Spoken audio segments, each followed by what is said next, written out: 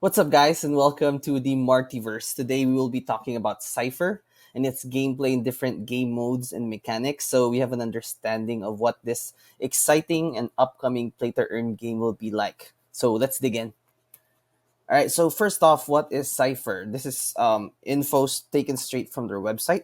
Cipher is an ambitious, casual fighting and exploration game with an end game goal of creating an open world social experience built on the Ethereum blockchain. So there's three sort of things I will be touching on throughout this video, but I wanted to mention it here already.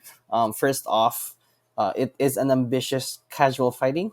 Second, it is an exploration game, and lastly, it is an open world social experience. So those are sort of the three pillars that Cipher will be built on. Please, that's sort of what I understood. Being part of the community and understanding all the info that they've shared to the community so far, and I will be talking about each of those points as I go throughout this video. So first game mode will be is a player versus environment, or PVE. So it is a dungeon adventure mode. Think something along the lines of Diablo, but in snackable content, bite sized and full of fun. Our target is a player who likes to be tactical, social, likes story driven gameplay and great art, but are time constrained. Three-man dungeons and social hub for players' interaction. So that's actually pretty cool. Um, I would say the main mode is sort of the PvP MOBA battle, but this I think based on the roadmap will be released first, the PvE version or the dungeon adventure mode. So they mentioned here that it's three-man dungeons, right? It's actually a co-op mode that you could play with two of your other friends or two other random players in the Cypher community, right? But if you're playing by yourself, it's also not a problem. They mentioned that you'll simply be paired with a couple of AIs or computers that will play along with you in this dungeon adventure mode, right? So later I'm gonna show sort of the sneak peek of the gameplay trailer that or teaser that they shared as well, and there's actually a part there where they sort of show what this dungeon adventure mode will be like. So it's actually really cool and exciting. So yeah, you're gonna go through different dungeons, get some items to craft and all that good stuff. Fun fact: early on in the community, they actually were planning to have a sort of expedition mode where you just sort of select your cipher or your character, and then you send them off into an expedition, and then you come back for X amount of hours or days, and however long you send them, and also depending on the type of character that you have, you'll receive a certain set of items and incentives, right? But they actually took it a step further, um, which is amazing that they even had the time to insert this dungeon adventure mode. It's not just fully focused on the MOBA and the social experience. So this is really cool, and I think you'll like it when you see the gameplay teaser later. Yeah, so next game mode is the player versus player, or PvP. This is sort of the MOBA that I was talking about earlier. So there's two parts to this. Number one is the casual part. So it's a live action MOBA where teams of up to three players fight against other players. If a player is going solo, they could be matched against other solo players or teamed up with other players. So rewards will be Aether required by players to upgrade their equipment and characters. So yeah, so here it says that the MOBA battler is gonna be basically 3v3, where you could again do another co-op run with your friends, or you could be randomly matched with other Cipher players, right?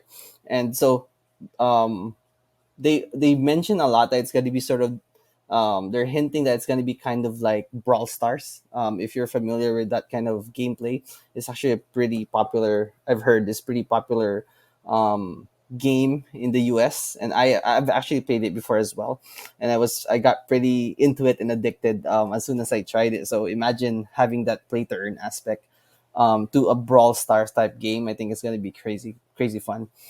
So also what they mentioned here is that rewards will be in Aether, which will be used to upgrade equipment and character. So um, yeah, there's not much details released yet about Aether and their other token here, Cipher.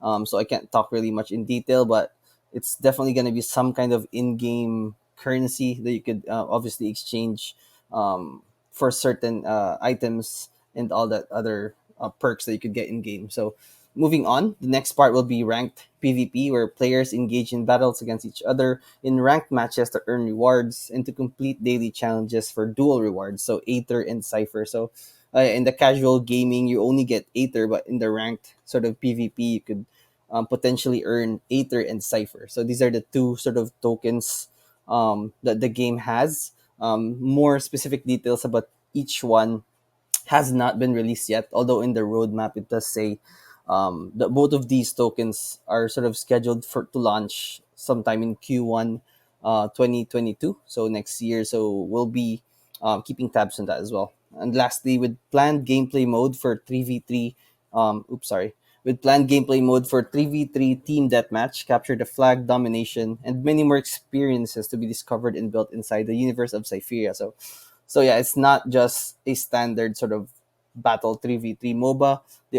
They're also gonna plan to integrate other gameplay modes, team deathmatch, capture the flag, domination. So yeah, this is gonna be super fun.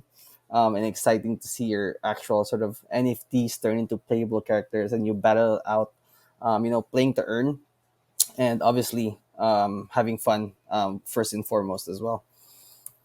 So yeah, so moving on, let me move my face a bit here. So those are sort of the main, I would say, the main game modes that they have, the PVE and the PvP. But here I'll talk about sort of other game modes and mechanics that they've released info on as well. So here we have Cipher cloning. So in order to generate a new Cipher, the player will need to possess and own one Cipher in a vessel core. So players can earn vessel cores via the following methods: participating in community events and airdrops, staking Cipher tokens, completing of PvE quests and PvP battles. Um, Also, uncommon and rare cores increase the chance of successfully sequencing the DNA of the origin cipher. So this is actually really cool. I'll be talking about specifically about the different characters in a separate video. But just to get a little sort of overview of what this will be, basically there's Cipher has, at least planned for now, there's like 4 to 5 different races of characters, and each as of the time being, at least there's going to be 10k of each batch of characters, right? So if you think about it, it's only going to be 40,000 Cipher characters initially of the 4 races. So that's, if you think about the grand scheme of things, that's not really a lot in terms of um, player count, right? If you think about, if this game goes worldwide and a lot of players and gamers adopt it, like mass, if you think of mass adoption, that's not even a lot, 40k. So I think this Cipher cloning is sort of going to be sort of like breeding, if you're familiar with breeding and Axie, where they produce more characters. But one thing to know as well is that the Genesis ciphers, at least the first batch, the original ciphers from the NFT launches that they do of the 10k characters, these are the Genesis ciphers, and only these can be used for cloning, right? And then they'll create more ciphers depending on their type, and then in terms of what happens next, we'll see. But it's probably going to be, obviously you'll have less perks for these clones, but I think it's going to be the way to introduce and scale the amount of people that can play the game as well, and get sort of lower, they can enter the game at a lower barrier to entry. So here, yeah, I copy the from their atlas. They put here the trait sequencing chances based by subrace. So yeah, again, as I said, there's gonna be a separate video where I go in depth about the different characters. But um, as a summary, so each race also has sub races, which are sort of the rarer types of characters, right? This is specifically just for the Inu, where we have the Canis, we have the Infected or the Bio Z, we have the Cyborg and the Cosmic. So basically, there's out of the 10,000 Cypher Inus, 7,000 are Canis, 1,500 are Infected or Bio Z, there's 1,000 cyborg, and only 500 cosmic. So if you think about in terms of rarity, obviously it goes rarer and rarer as there's less characters, right? And there's scarcity. So in terms of Cipher cloning, so if you have a Canis and you do Cipher cloning, there's 100% chance, obviously, that you're gonna get another new Canis type. However, if you clone a BioZ, you'll have a 10% chance of generating a new BioZ um, character as well, and the 90% chance of it being a Canis. For Cyborg, there's only a 5% chance of generating a new Cyborg, and 95% chance of generating a new Canis. And then for Cosmic, there's only a 1% chance of generating a new Cosmic trait, and 99% it will be a Canis. So that's pretty crazy if you think about it. Not only is it rare in terms of scarcity and it being a Genesis cipher, and it comes with all those cool perks that I'll be discussing in the future, but also in terms of cloning, there's really small chance of recreating that particular sub race.